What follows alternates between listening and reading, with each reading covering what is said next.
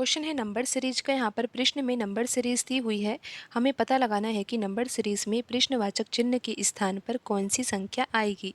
तो आइए सबसे पहले तो हम यहाँ पर पैटर्न को समझते हैं, क्योंकि पैटर्न समझ में आ जाएगा तो हम यहाँ पर ये भी पता लगा लेंगे कि प्रश्न चिन्ह के स्थान पर कौन सी संख्या आएगी। आप यहाँ पर देखिए लिखा हुआ है 45,030 और उसके बाद अगली संख्या है 9,000। तो हमारा सोचने का तरीका यही होना चाहिए ना कि 45,030 से 9,000 को कैसे लाया जा सके।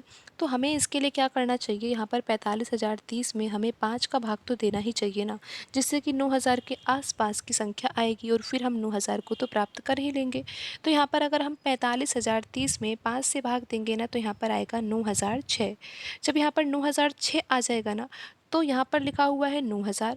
तो 9,000 प्राप्त करने के लिए हमें यहाँ पर 9,006 में से 6 घटाना होगा, जिससे कि यहाँ पर 9,000 आ जाएगा।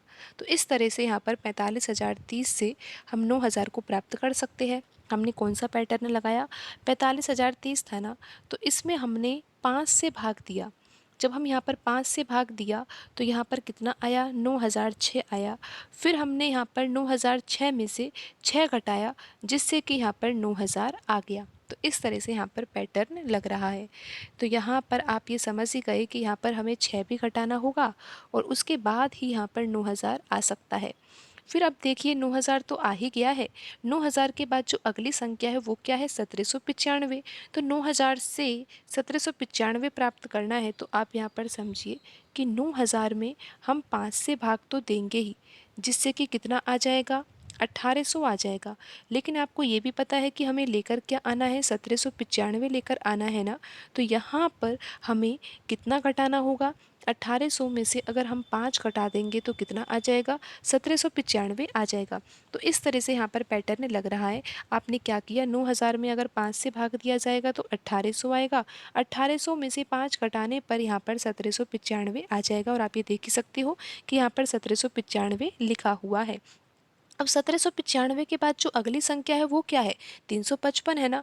तो अब ये 355 कैसे आएगा, 1,795 में हम 5 से भाग देकर देखते हैं कि कितना आता है, और फिर हमें ये भी देखना होगा कि कितना हम घटाए जिससे कि 355 आ जाए।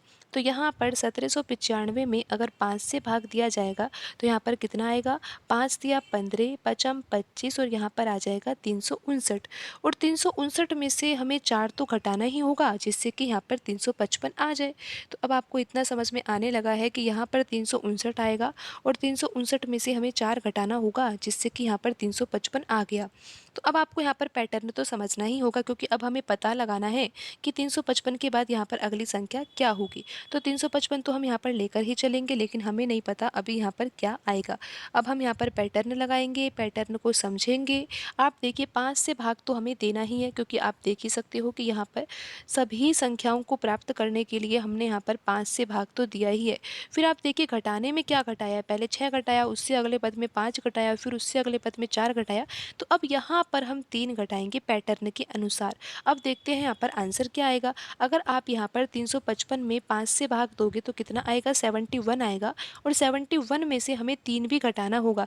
अगर 3 घटा ही देंगे तो यहाँ पर आंसर ही आ जाएगा। कितना आंसर आएगा, 68 आएगा। और आप ये देख ही सकते हो कि यहाँ पर ऑप्शन सी में लिखी हुई संख्या 68 है, तो यही सही आंसर होगा।